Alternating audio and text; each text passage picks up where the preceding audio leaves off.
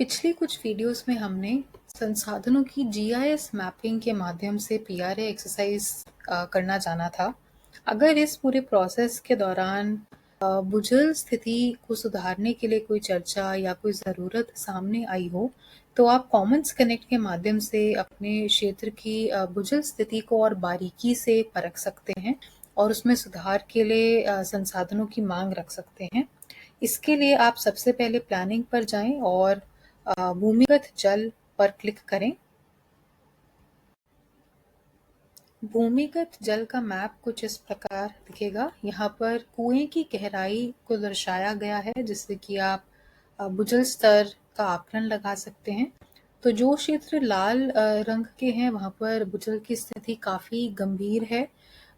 तो हो सकता है कि वहाँ पे बारिश ही कम होती हो या फिर मिट्टी के कटाव के कारण पानी ढंग से धरती के नीचे ना जा पाता हो। ऐसा भी हो सकता है कि वहाँ पे भूजल का उपयोग काफ़ी ज़्यादा हो, बोरवेल का उपयोग काफ़ी ज़्यादा हो। ऐसे ही पीले रंग वो हैं जो लाल रंग से कुछ कम गंभीर हैं, लेकिन उन पर भी ध्यान देने की ज़रूरत है। जो क्षेत्र नीले और हरे रंग से भरे हैं, वहाँ पर भूजल स्थिति ठीक है। मतलब पिछले वर्षों में भूजल स्तर में या तो कोई बदलाव नहीं आया या फिर भूजल स्तर बढ़ा है उन क्षेत्र में। तो अगर आपका जो गांव है वो लाल रंग में आता है, तो आपको ज़्यादा ध्यान देने की ज़रूरत है। आप अपने गांव में किसी भी क्षेत्र पर क्लिक करें उसका और विश्लेषण देखने के लिए। तो यहाँ पर आप उस क्षेत्र या उस माइक्रो वाटरशेड में पिछले वर्षों में 2017 से 2023 के बीच बारिश का क्या पैटर्न रहा है, वो देख सकते हैं, जो कि यहाँ नीले चार्ट से दिखाया गया है कि मॉनसून पीरियड के दौरान हर 15 दिन के अंतर पर बारिश का क्या पैटर्न रहा है। ऐसे ही उसमें से जितना पानी बह गया, जिसे हम रन ऑफ भी कहते हैं, वो गुलाबी रंग से दर्शाया गया है। जो पानी भाप बन के उड़ गया, चाहे धरती से या पेड़ पौधों से, वो हरे रंग से दर्शाया गया है। और ऐसे ही भूजल स्तर में जो बदलाव आया है, वो भूरे रंग से दर्शाया गया है। आप चाहें तो किसी एक वर्ष का डेटा भी देख सकते हैं और समुदाय के लोगों के साथ चर्चा कर सकते हैं कि बारिश और भूजल स्तर में जो भी बदलाव आया है, उसके पीछे क्या कारण रहे होंगे। क्या आसपास के गांव में भी ऐसी स्थिति देखी गई है, उन्होंने सुधार के लिए क्या उपाय अपनाए और आप क्या उपाय अपना सकते हैं। अगर आप किसी क्षेत्र में, खासकर कि जहाँ खेती बाड़ी होती हो, वहाँ भूजल की स्थिति को सुधारना चाहते हैं, तो आप यहाँ प्लान बनाना शुरू करें पर क्लिक करें। इससे आप कुछ ऐसी स्क्रीन पर आ जाएंगे जहाँ पर आपको जल निकास मार्ग यानी कि ड्रेनेज लाइंस दिखाई देंगी, जो कि नीली रेखाओं से दर्शाई गई हैं।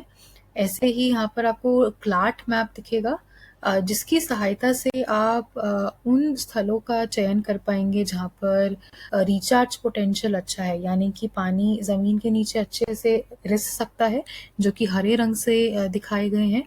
ऐसे ही वो स्थान जहाँ पर मध्यम रिचार्ज पोटेंशियल है, इन दो स्थानों पर आपको भूजल रिचार्ज संसाधनों की मांग रखनी चाहिए। ऐसे ही वो स्थान जहाँ पर सतही जल को अच्छे से स्टोर किया जा सकता है, वो लाल रंग से दर्शाए गए हैं। वो स्थान जहाँ पर बारिश का पानी खूब तेजी से बह जाता है, जिसे हाई रन ऑफ जोन कहते हैं, वो नीले रंग से दिखाए गए हैं। और ऐसे ही वो स्थान जहाँ पर मिट्टी के कटाव के लिए आपको संसाधनों की मांग रखनी चाहिए, वो बैंगनी रंग से दर्शाए गए हैं। तो आप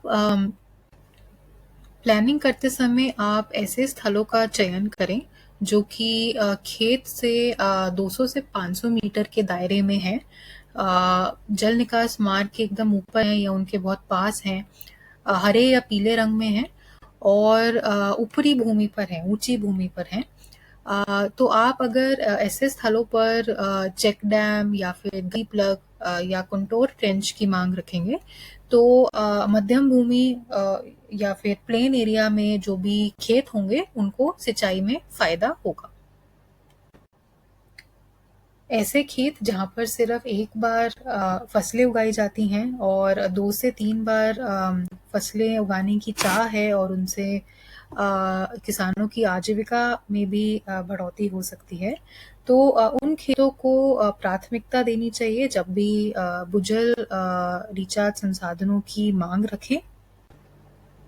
अपनी मांग रखने के लिए आप उस स्थल पर क्लिक करें जहाँ पर आपको भूजल रिचार्ज संसाधन चाहिए और यहाँ पर नए रिचार्ज स्ट्रक्चर बनाएं पर क्लिक करें, विशेषता बताएं पर क्लिक करें और यहाँ पर आप जानकारी भर सकते हैं कि उस संसाधन का लाभार्थी कौन होगा और किस प्रकार के रिचार्ज स्ट्रक्चर की मांग रखी जा रही है। आप चाहें तो उस स्थल की फ़ोटो क्लिक करके भी अपलोड कर सकते हैं और वहाँ पर आप जो मांग रख रहे हैं उसको आप और विस्तार में बता सकते हैं कि वहाँ पर वो संसाधन बनने से लोगों को कैसे फ़ायदा होगा और वो स्थल उस संसाधन के लिए उपयुक्त क्यों है आपके हिसाब से।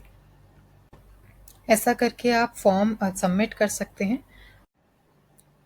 अगर आपका क्षेत्र किसी पहाड़ी या जंगल भरे इलाके में है तो ऐसा हो सकता है कि पानी काफ़ी तेज़ी से बहता हो और मिट्टी का कटाव काफ़ी ज़्यादा हो, तो आप वहाँ पर भी स्टैगर्ड और कॉन्टोर ट्रेंचेस या फिर गली प्लग्स या चेक डैम जैसे संसाधनों की मांग रख सकते हैं, ताकि मिट्टी का कटाव कम हो सके, मिट्टी के मॉइस्चर में सुधार आए और जंगल के पेड़ पौधे अच्छे से भर सकें।